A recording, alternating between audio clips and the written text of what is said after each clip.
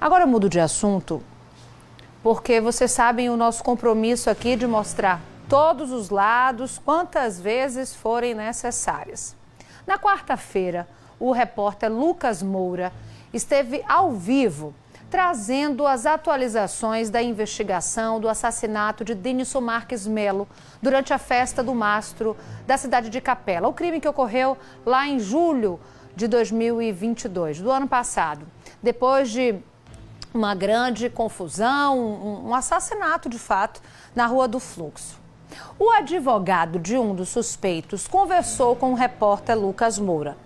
E ele falou algumas coisas em relação à intimidação, o advogado de acusação do processo acusou ele de algumas coisas. E aí, minha gente, agora é a defesa da vítima, deste homem que morreu nesta festa, quem quer também falar. E assim nós vamos fazer neste momento. Lucas Moura, ao vivo aqui com a gente. Lucas, que está debruçado nesse caso, ouviu o Joseph, o advogado de um dos suspeitos. E agora, Lucas, essa pessoa da defesa da vítima não quis aparecer. Ele chegou a falar comigo por telefone, falou, olha, eu não quero aparecer, eu estou com algum receio, enfim, é um processo que está em sigilo, mas eu quero me posicionar. E aí eu quero que você conte pra gente o que é que ele disse. Inclusive, Lucas, por favor, relembre o que o Joseph, o advogado do suspeito, também falou com você, para que a gente consiga fechar essa história bem direitinho. Com você. Perfeito, Mariana. De fato, é uma situação e um caso que eu acompanho desde o início.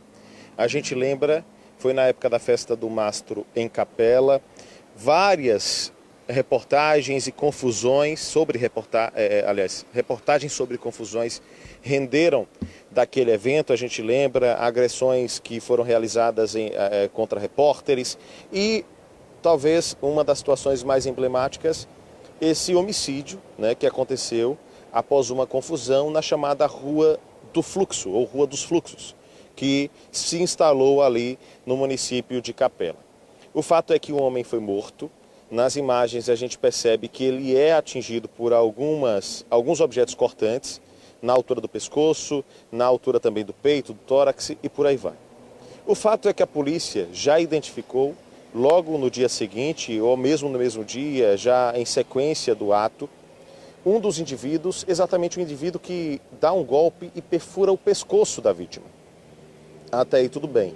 Ele foi preso, é um indivíduo residente do bairro América e que foi preso, assumiu e confessou o crime. Mas não só esse golpe teria sido responsável pela morte do rapaz que morre no chão naquele dia. Outros golpes também teriam sido responsáveis. E existe, inclusive, uma linha de investigação que aponta que talvez não tenha sido só o golpe do pescoço, ou o golpe do pescoço o responsável. A morte poderia ter sido provocada por uma junção do golpe no pescoço com um golpe no tórax, ou até mesmo só pelo golpe no tórax. O golpe do pescoço pode ter sido um golpe complementar, por assim dizer, pode ter acelerado o processo ou retardado, enfim. Várias nuances dentro desse caso. O fato é que o indivíduo que deu o golpe no pescoço foi identificado, está preso e responderá pelo crime, é réu dentro do processo. Mas existe por parte dos advogados que representam a família da vítima, um desejo de identificar todos os indivíduos que estão envolvidos nesse crime. Pelo menos 3 homens são apontados como responsáveis por golpes diferentes no corpo da vítima. E aí, nesse trabalho de investigação e de busca por informações, o advogado da família da vítima procurou o cliente do advogado Joseph, como nós mostramos aqui na quarta-feira. Antes de trazer a versão do advogado da família, eu quero relembrar, como você pediu, Mariana, o que o Joseph disse para a gente na quarta-feira. O Joseph disse que o seu cliente, de maneira indevida, teria sido posto como réu no processo. Ou seja, que ele estaria sendo apontado como um dos indivíduos que teria participado do homicídio. ou seja, como cúmplice ou como participante, ou até mesmo cogitando a possibilidade de que ele fosse o autor da perfuração que a vítima recebeu na altura do abdômen. Isso foi o que o Joseph disse.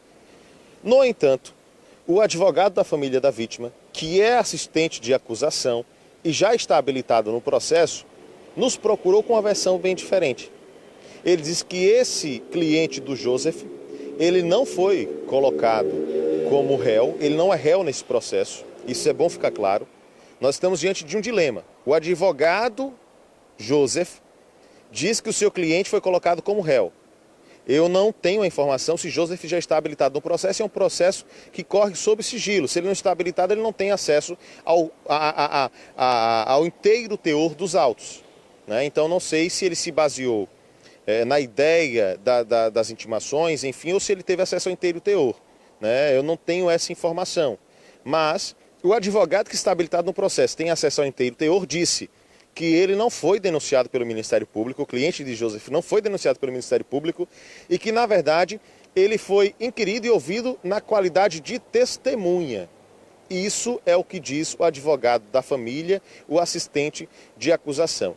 Para além disso, Joseph fez algumas acusações apontando o advogado como se tivesse assediado o seu cliente, como se o advogado tivesse, inclusive, extrapolado a sua função de assistente de acusação, praticando e fazendo algo que estaria além do que ele poderia fazer.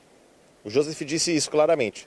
Em nota, o advogado da família diz que não fez isso, que os e-mails são e-mails em que ele questiona quem seria o indivíduo que estaria com a camisa camuflada, ele pergunta isso porque ele queria descobrir, e que na função de assistente de acusação, junto com o Ministério Público, ele teria as prerrogativas para poder fazer isso e fez isso junto com o Ministério Público, autorizado pelo Ministério Público. Enfim, é um dilema. Joseph diz que o cliente dele foi colocado como réu. O advogado, assistente de acusação habilitado nos autos, diz que não. Joseph diz que o advogado da família, ele foi, entre aspas, vou usar a expressão, abusivo. O advogado se defende e diz que não. Na quarta-feira, nós ouvimos o Joseph aqui amplamente. E por uma questão de respeito, como você muito bem diz, Mariana, nós daremos também, de alguma forma, espaço para o advogado da família, que é o assistente de acusação, que representa a família da vítima. Ele enviou para a gente uma nota, que é uma nota longa, de fato, mas para que a gente possa ter a versão dele, eu vou me dispor a ler essa nota aqui para que todos possam acompanhar. Ele começa a nota dizendo o seguinte, eu vou ler para vocês, abre aspas. A princípio, deve ficar registrado que, além de assistente de acusação, sou advogado e padrasto do falecido Denison Marques Melo e que não pratiquei nenhum ato ilícito ou intimidei ninguém, como alegou o advogado na entrevista ao repórter do Cidade Alerta Sergipe. Com a morte de Denison, verificamos que o laudo cadavérico anunciou a existência de 3 ferimentos, sendo que somente uma pessoa foi presa e confessou o crime. No entanto, as imagens que circulam nas redes sociais mostram que, além de zóio de gato, 2 pessoas atingiram a vítima. Abro um parênteses para dizer que zóio de gato é o indivíduo que já confessou o crime e que está preso. Ele, então, sinaliza que há outros 2 ferimentos e que teriam outras 2 pessoas ainda para serem identificadas e presas também. Volto à nota. A família do falecido precisava de uma resposta para identificar todos os responsáveis pelas agressões. E na qualidade de advogado, esposo da mãe da vítima, tomei a frente para contribuir com as investigações e chegar a todos os culpados.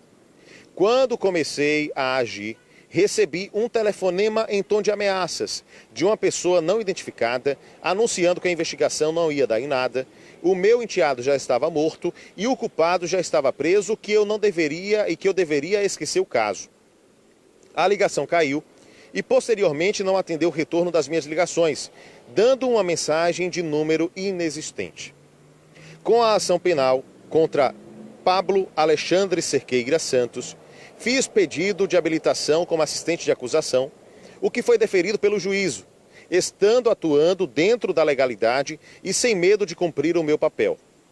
Depois de nomeado como assistente de acusação, estive no Ministério Público apresentando alguns vídeos e pedindo a reabertura das investigações para localizar outros dois agressores, sendo um deles apelidado de Duim, que, conforme depoimento de um dos presos no dia do crime, estava junto com Pablo Alexandre Cerqueira Santos, o Zóio de Gato, réu preso que confessou o crime. Esse Duim, abro parênteses mais uma vez, seria o cliente de Joseph. Foram com estes fundamentos que, na qualidade de assistente de acusação, foi pleiteada a reabertura da investigação para localizar outros dois agressores, sendo um deles conhecido por Duim, ou seja, não existe nenhuma prova falsa ou aleatória, existe depoimento se referindo à pessoa que estava com o réu confesso Zóio de Gato. Esta informação consta do inquérito policial no relatório do policial Jonathan Diego dos Santos. O Ministério Público entendeu por bem aditar a denúncia já recebida pelo juízo, incluindo mais um réu, e determinou que fosse oficiada a autoridade para proceder à qualificação e interrogatório de Duim, que supostamente teria participado do crime e aplicou um golpe de faca na face da vítima, ocasionando a sua morte. Duim foi localizado, identificado e interrogado, tendo negado a sua participação e não foi indiciado e nem denunciado pelo juízo pelo crime de homicídio de Denison Marques de Mello, estando advogado Joseph Pereira Barreto, alterando a verdade dos fatos para tentar se promover. Vou abrir parênteses para reforçar o que disse o advogado. De acordo com o advogado da família da vítima, o Duim, que é o apelido do cliente do Joseph, ele foi identificado baseado no que teria sido dito em um dos interrogatórios da polícia. O próprio Ministério Público foi quem abriu um procedimento investigatório, chamou, ele foi ouvido novamente, negou os fatos e então ele teria sido liberado. Ele não foi nem indiciado pela polícia e nem teria sido denunciado pelo Ministério Público. É o que está dizendo aqui o advogado da família da vítima. E ele ainda acusa o Joseph de estar tentando se promover. E aí a gente volta aqui à nota. O que tem de verdade na falaciosa entrevista do advogado Joseph Pereira Barreto é a menção sobre o envio de 2 mensagens para o investigado Vinícius Eduardo Santos Cruz, conhecido como Duim, ocasião em que eu pedi a sua colaboração para identificar os responsáveis pelas facadas aplicadas a Denison, já que um dos denunciados nega a sua autoria e ele, Duim, se quisesse, poderia colaborar, já que é membro do grupo que causou a morte do meu enteado. E em nenhum momento eu lhe ameacei ou lhe intimidei, não existindo nenhuma conduta ilegal, eis que estava buscando provas para subsidiar o Ministério Público. No mais, o assistente de acusação não indicia nenhum acusado, apenas apresenta requerimento ao Ministério Público, que é o autor da ação penal e, na qualidade de padrasto da vítima e advogado, tem a prerrogativa de buscar pelos meios legais as provas necessárias para apresentar ao Ministério Público, não existindo nenhum impedimento legal, pois o direito ao contraditório, à ampla defesa e ao devido processo legal deve ser respeitado por todos os acusados. Acho que o advogado Joseph Pereira Barreto, ele escreve isso em caixa alta, deveria fazer a defesa do investigado no processo e não dar entrevista na imprensa divulgando mentiras na tentativa de buscar se projetar profissionalmente, quebrando o sigilo do processo e fazendo acusações levianas a colegas de profissão. Sou uma pessoa pobre que fugiu da palha da cana-de-açúcar da usina Santa Clara, em Capela, tendo 2 irmãos que também são advogados atuantes, tendo escritório em Mato Grosso e aqui em Sergipe. Escolho os processos que devo atuar e não existe nada que possa macular a minha carreira e a minha imagem, razão pela qual acho que mereço respeito, pontua o advogado. Estou tranquilo com a minha atuação como assistente de acusação, vou buscar até o fim a apuração e a responsabilização civil e criminal dos culpados pelo assassinato brutal do meu enteado Denison Marques Mello.